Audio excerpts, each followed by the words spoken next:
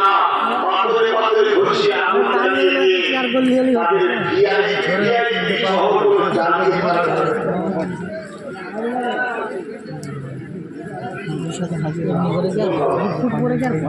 আল্লাহ থাকবে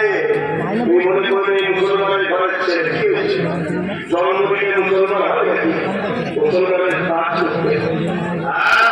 তোমার গ্রামে গরিব খেতে পাইনি আর গরিবকে যে লোকে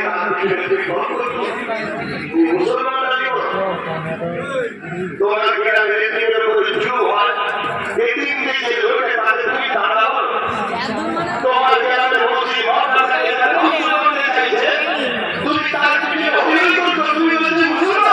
ফোন করেছে 5টার সময় এখন ঘুমাচ্ছেন কেন বলি